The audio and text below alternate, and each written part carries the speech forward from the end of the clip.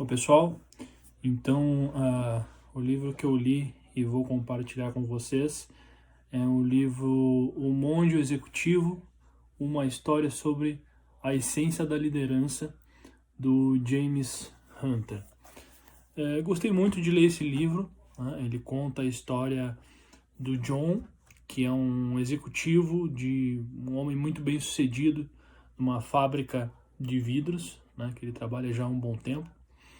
Um sujeito muito respeitado, um sujeito que exerce um cargo de liderança nessa empresa, muito bem casado, né, com 2 filhos, um respeitado pai de família, pode-se dizer também, né, financeiramente muito bem sucedido também. Ele tem uma bela casa na cidade, uma outra casa muito boa na beira de um lago, né, faz frequentes viagens de férias com a família, frequenta uma comunidade religiosa local, muito respeitado também nesse lugar. Além de tudo isso, é treinador voluntário de um time de beisebol do filho dele, que o filho dele joga, na verdade, né? Então, nota-se que parece uma vida muito boa, né? Uma vida muito que qualquer um gostaria de ter. Mas o John, na verdade, ele passa a sofrer, podemos dizer, um colapso quase que total na vida dele, né? Na verdade, na empresa, os subordinados dele se organizam para ir contra as ações que ele toma na empresa, né? Organizam um sindicato para ir contra as decisões e as ações que ele toma na empresa. Os filhos dele já não respeitam mais ele como uma figura assim de pai, de autoridade, né? E aí tem uma reflexão muito bacana que o livro traz, que é sobre os tipos de liderança, né? Que são basicamente 2 tipos, né? A liderança pelo poder e a liderança pela autoridade. Onde a liderança pelo poder ela pode ser comprada, herdada, né? Um ditador aí, por exemplo, como exemplo, né? Exerce a liderança pelo poder, mas ela é uma liderança frágil, é uma liderança que, se tu aplica ela constantemente, ela tende a corroer os relacionamentos. Enquanto que a liderança pela autoridade, ela é uma liderança que ela advém de uma habilidade que a pessoa tem para convencer as pessoas a cumprir o que tu quer, né? O líder gostaria que fosse feito, mas sabe aquela coisa que tu faz? Não, vou fazer porque foi fulano que me pediu. Essa pessoa exerceu um papel de liderança sobre ti, né? Tu faz com vontade, tu faz de bom grado, então essa pessoa exerceu uma liderança baseada em autoridade. E é muito interessante, então, que eu estava falando que ele começou a sofrer esse colapso, né?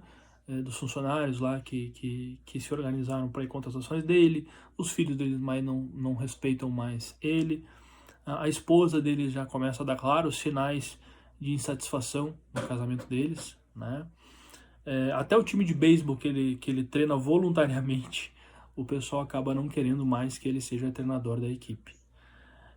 Então, nessa comunidade religiosa que ele frequenta e também os superiores dele na empresa, aconselham ele a fazer um retiro espiritual num monastério lá afastado.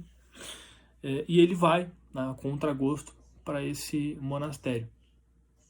E acaba que lá, e esse retiro é justamente uma imersão para que ele revisite, né, os princípios e essências da liderança, né, para que ele recupere essa essência. E lá, engraçado que na história conta que quando ele era jovem, e até mais recentemente, ele tinha um sonho, um pesadelo, enfim, alguma coisa que ele sempre recorrentemente tinha, que falava procure Simeão, encontre Simeão, que ele nunca soube o que era. Ele só sabia que Simeão era um nome bíblico, né? E quando ele chega nesse retiro, nesse monastério, uma das primeiras pessoas, um dos primeiros monges que entra em contato com ele era justamente o monge chamado de Irmão Simeão. E esse monge na verdade, na verdade porque é na vida real. O Leonard Hoffman, que é um executivo muito conhecido, muito famoso nos Estados Unidos, de grande sucesso, e é ele, um dos caras que inspiraram, né, o personagem aqui do John em todos os âmbitos, em todas as áreas da vida dele, né, principalmente como empresário, como líder.